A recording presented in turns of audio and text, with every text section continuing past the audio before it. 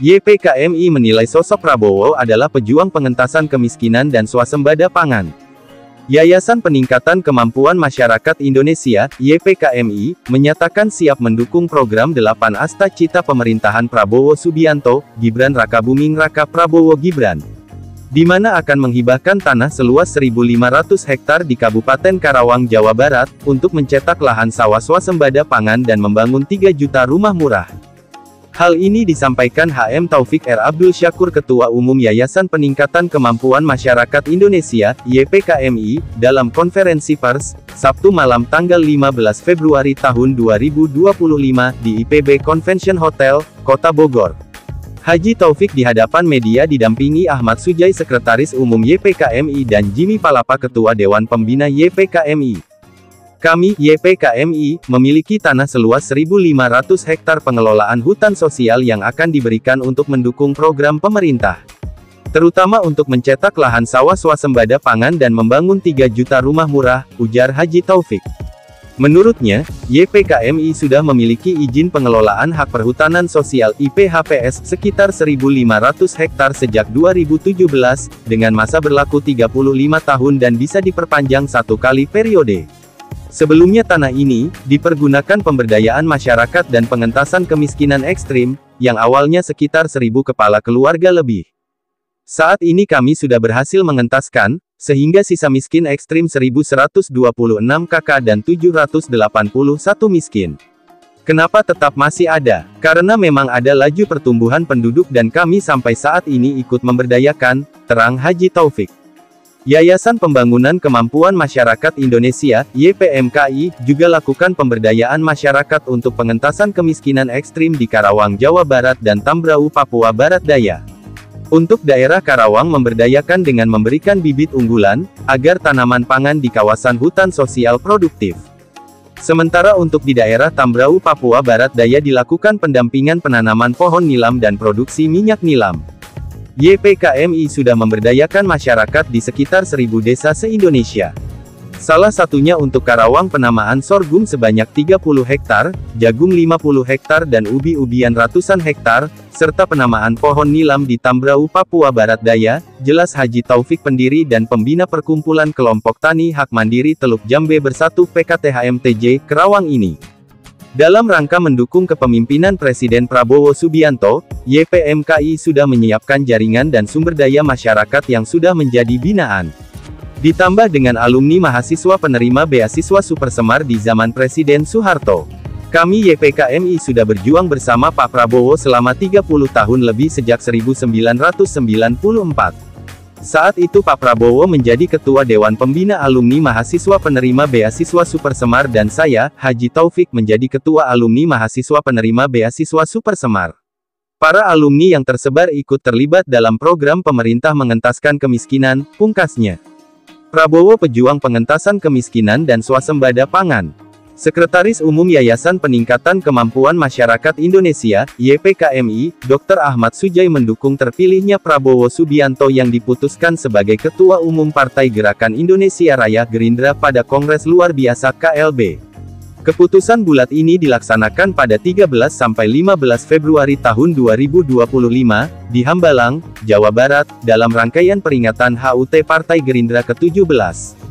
Kata Dr. Sujai sapaan akrabnya, YPKMI mendukung penetapan Prabowo Subianto sebagai calon Presiden RI periode tahun 2029 sampai tahun 2034. Di mana Presiden RI ke-8 ini layak untuk dipilih kembali, agar kepemimpinan Prabowo Subianto bisa berjalan efektif dan berkesinambungan. Terpilihnya Prabowo Subianto sebagai Ketua Umum DPP Partai Gerindra dan penetapan sebagai calon Presiden RI periode tahun 2029 sampai tahun 2034 adalah memperkuat posisi politik pemerintah. Pak Prabowo adalah pejuang pengentasan kemiskinan dan swasembada pangan yang peduli pada masyarakat bawah, ucap Dr. Sujai. Dirinya berharap dalam visi 8 program prioritas Asta Cita Presiden Prabowo Gibran berhasil mengentaskan kemiskinan dan penguatan ketahanan pangan nasional. Selanjutnya pada periode berikutnya harus diperkuat dan dilanjutkan menuju visi Indonesia Emas 2045. YPKMI akan terlibat swasembada pangan, makan bergizi gratis, MBG, penciptaan lapangan kerja, pembangunan 3 juta rumah murah, pencetakan jutaan hektar sawah, pemberantasan korupsi, dan peningkatan layanan sosial, serta pendidikan. Kami yakin Pak Prabowo mendedikasikan diri untuk kesejahteraan dan kemakmuran rakyat Indonesia, dengan meningkatkan pertumbuhan ekonomi Indonesia, pungkas Dr. Sujai. Dari Jakarta, Syafruddin Budiman SIP melaporkan.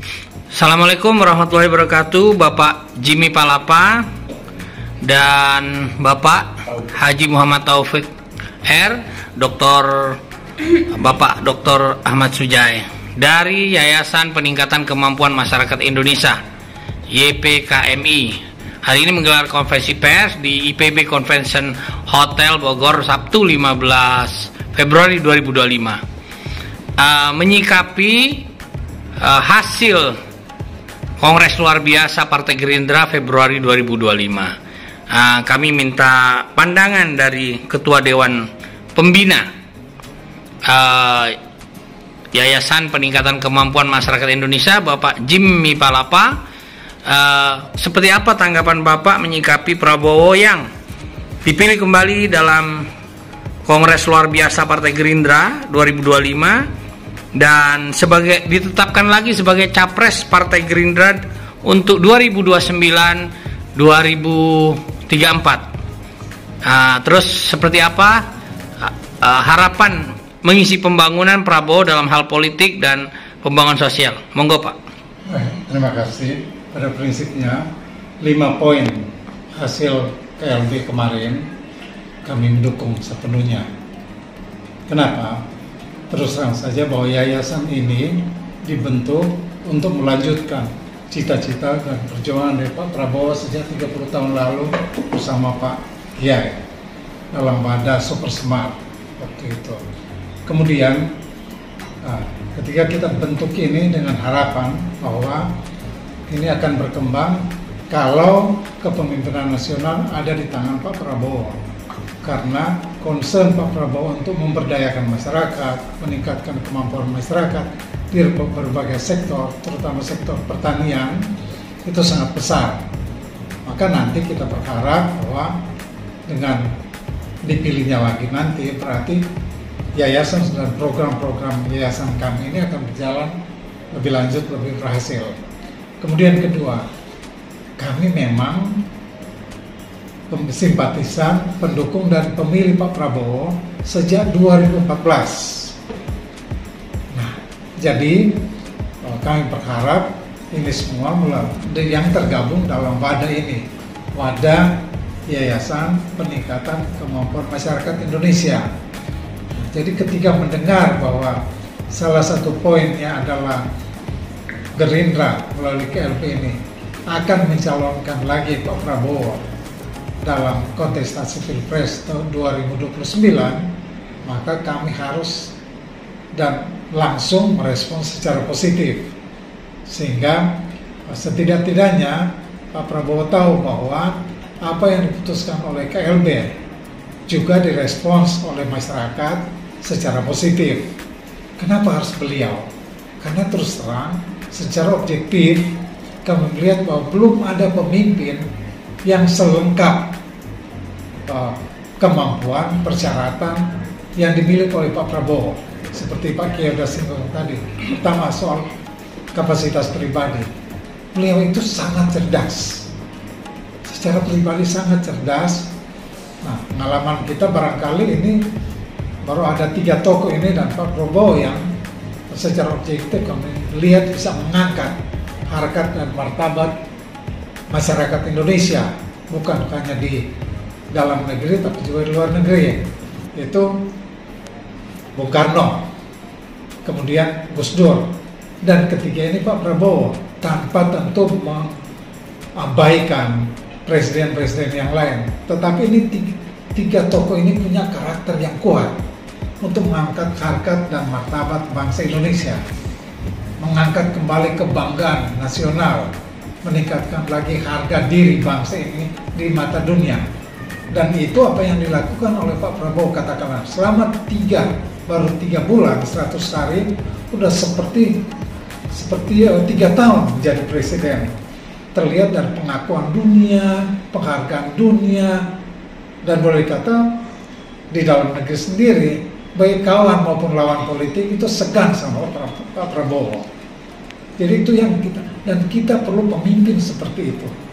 Kami masyarakat perlu pemimpin yang betul-betul mengangkat harga diri bangsa ini ke tingkat nasional, tingkat internasional khususnya. Dan kita udah lihat hasilnya. Izin Pak, bukankah Pak Prabowo masih menjabat kurang lebih 4 bulan, 100 hari lebih? Ya. Kan masih banyak, apa tidak terlalu dini dengan pencalonan atau pencanangan ini? Menurut pandangan apa, Bapak? Seperti apa? Karena kami masyarakat beri harapan, karena 5 tahun saja tidak akan cukup bagi Pak Prabowo untuk menyelesaikan berbagai masalah, menuntaskan kemiskinan dan meningkatkan kesejahteraan rakyat, menciptakan keamanan nasional, menjaga kedaulatan negara, memberantas korupsi, kemudian terutama mengangkat harga diri bangsa. Tidak cukup hanya dengan 5 tahun. Apalagi masih banyak orang yang mengganggu beliau. Nah, kami sebagai pemilih, pendukung, dan 3 tahun loh kami harus menunggu 3 periode. Kami harus menunggu 15 tahun baru muncul. Dan kemudian sekarang jangan sia-siakan, karena kami yakin, saya juga master in politik, saya juga dosen, saya juga aktivis, dan saya udah ikuti sejak 98 bersama-sama mahasiswa. Kita baru menemukan tokoh seperti ini. Alhamdulillah beliau masih bisa, masih mau. Saya ingat persis 2015 bulan Februari ketika beliau tidak jadi presiden 2014 di Rakernas, kebetulan saya ikut waktu itu sebagai dewan pakar dalam Rakernas, beliau sudah bilang, ya saya konsekuen dengan tagline kita, kalau bukan sekarang kapan lagi, kalau bukan kita siapa lagi. Dan saya kalah, karena itu saya tidak akan mencalonkan lagi, saya akan. Nah, itu 2015. Tapi kemudian semua mendorong beliau, tidak, Bapak harus maju terus, sehingga maju terus.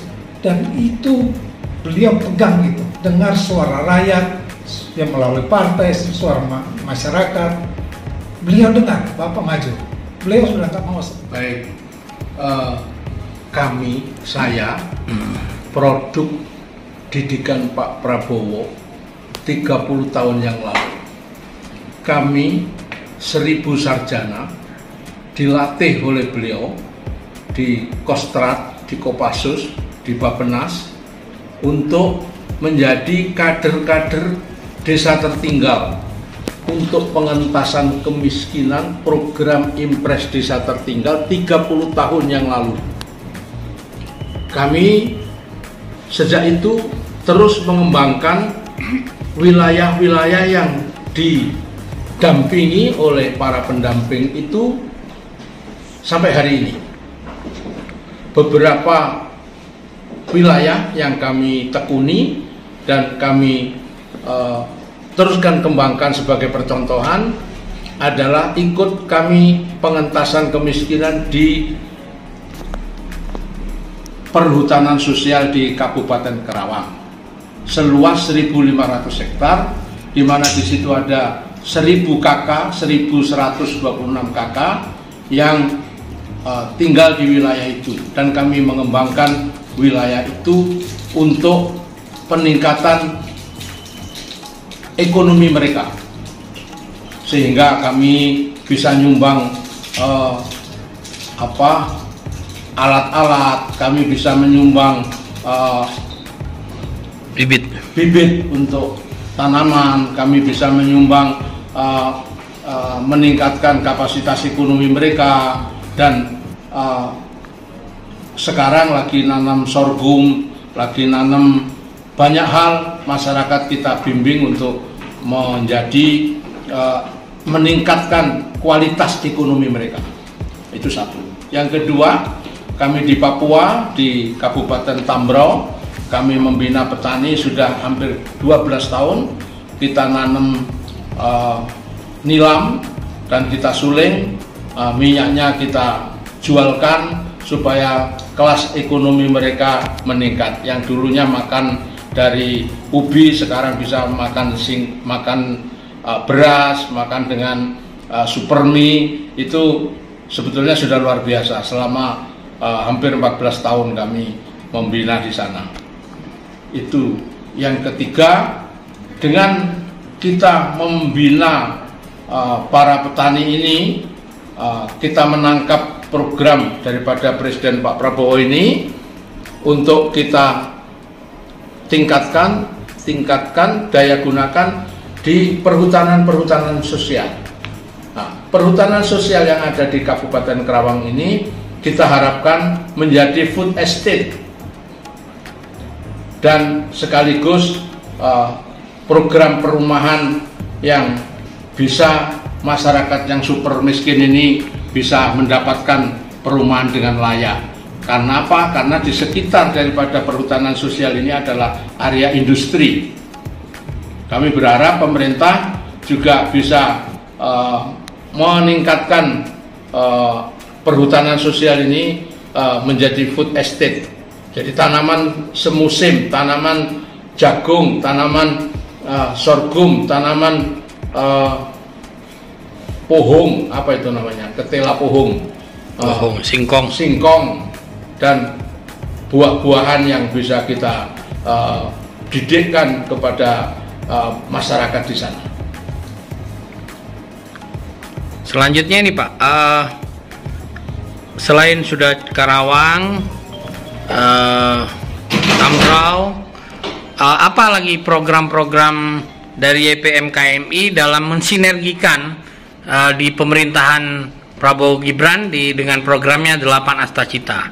Ya, banyak program prioritas, pengentasan kemiskinan, perumahan, swasembada pangan, dan pengurangan kemiskinan, dan sepertinya ini sejalan dengan visinya YPKMI ini.